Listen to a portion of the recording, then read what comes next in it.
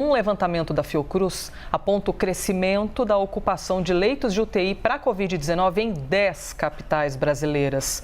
Goiânia, Fortaleza, Belo Horizonte e Recife apresentam uma situação que é considerada crítica, viu? E além disso, 1/3 dos estados estão no que eles chamam de alerta intermediário. O boletim informa ainda que, apesar do aumento significativo das internações, o sistema de saúde está longe do colapso que foi vivido no primeiro trimestre do ano passado. Lembra, né? Fevereiro e março vivemos momentos terríveis. Como o assunto é bem importante, a gente quer se aprofundar ainda mais nele. Por isso, recebemos agora a pesquisadora da Fiocruz, a Margarete Portela. Margarete, obrigada, viu, pela gentileza de conversar com a gente. Eu que agradeço o convite. De maneira assim, para abrir a nossa conversa, Margarete, a gente tem de ter aquele sentimento ruim de desespero com esse momento que a gente está vivendo, ou opa, pera lá, o cenário é infinitamente melhor, é que não dá para dizer melhor, né? O menos pior, vamos assim dizer, do que março do ano passado. Que tipo de sentimento a gente tem de fato de ter agora? Olha, eu até ousaria dizer, nós temos um cenário muito melhor, sim. Né? Nós temos hoje uma boa parte da população, ainda precisamos cobrir, né? Quer dizer, ampliar a cobertura vacinal, mas nós temos uma parte da população vacinada.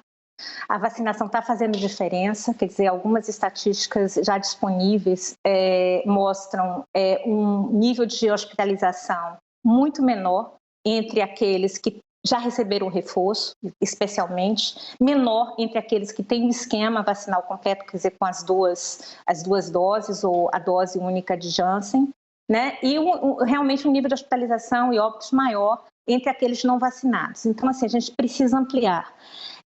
Por outro lado, em relação às taxas de ocupação de leitos de UTI, de fato, a gente traz um alerta sobre a necessidade, olha, está na hora de prestar atenção, está subindo, mas assim, o denominador que a gente está trabalhando, ou seja, o número de leitos disponíveis hoje é muito menor do que tivemos naquele momento crítico, ou mesmo já no momento de arrefecimento da pandemia, ali por volta a partir de julho, agosto. Né? Então, assim, é uma situação, quer dizer, eu acho que a gente tem que prestar atenção, os gestores, está na hora de começar a acionar os seus planos de contingência, reativar leitos, mas, por outro lado, eu acho que também não é assim, desespero de estamos novamente caminhando para o colapso do sistema de saúde. Como é bom poder ouvi-la, Margarete, e a importância de analisar os dados, né? Ou seja, a informação é que algumas capitais têm a ocupação de UTI acima de 60%, mas é importante lembrar o que você acabou de dizer, que o número de leitos disponíveis, esse número também é bem menor do que anteriormente. Então, nós temos uma capacidade avançada, mas no total o número de leitos é menor. Então, isso nos traz um mar um pouco manso em comparação com março do ano passado. Exatamente, né? Quer dizer, eu acho que agora a perspectiva hoje, quando, por exemplo, em 2020, naquele primeiro momento da pandemia, a gente teve necessidade de abrir muitos leitos, né? Em março do ano passado, a gente teve, de fato, o auge, né, o ápice da pandemia, quer dizer, com uma ocupação elevadíssima. Houve, a partir daí, com o arrefecimento, houve uma redução significativa. Eu vou falar assim, só uma ordem de grandeza, né? Por exemplo, tem estado que no auge da pandemia tinha 400 leitos, no início do arrefecimento passou a ter 150 e hoje tem pouco mais de 30. Né? Então, assim, é uma diferença, isso não é homogêneo no país, mas é uma diferença muito grande. Então, assim, eu acredito muito, quer dizer, essa capacidade de reativar parte dos leitos que foram desativados, eu acho que ela existe com mais facilidade do que talvez no momento inicial. Né? Então, a gente tem que estar atento, né? Mas, assim, sem desacreditar que a vacinação está fazendo diferença. Né? Além de que a própria Ômicron ela tem características muito diferentes, né, daquele momento com outras variantes. Então, assim, a gente não pode esquecer, não pode menosprezar, não pode, assim, minimizar preocupações totalmente, né? Quer dizer, a gente tem hoje circulando a Ômicron, tem ainda a Delta, também tem em paralelo uma epidemia de influenza, que compete também pelos mesmos leitos, né? Mas, por outro lado, a Ômicron em si tem características diferentes, ela afeta menos, por exemplo, a questão do próprio sistema, o pulmão, então com essas características, certamente ela gera uma demanda de cuidados diferente, E nós temos uma população, quer dizer, que está vacinada e para a qual, de fato, a gente está fazendo diferença. O que eu acho que é importante é que as pessoas, quer dizer, continuem se animando, vão lá para receber o seu reforço, né? Vão se vacinar se ainda não se vacinaram, enfim, no sentido de que a gente possa vencer esse drama que é a pandemia.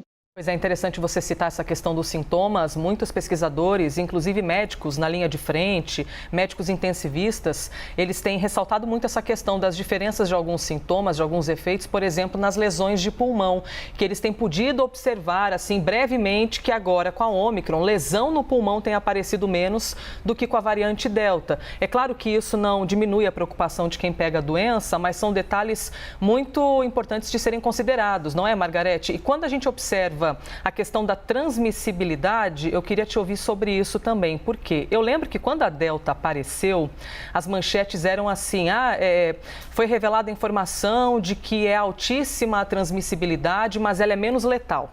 Aí agora tem a Ômicron, que está se disseminando numa velocidade enlouquecedora. Se a gente comparar com a Delta, a Ômicron é ainda mais transmissível? Ou a gente é que de repente relaxou um pouco as regras? Ou a gente que está vivendo um momento diferente? De fato, ela é mais transmissível, né? O mundo está mostrando.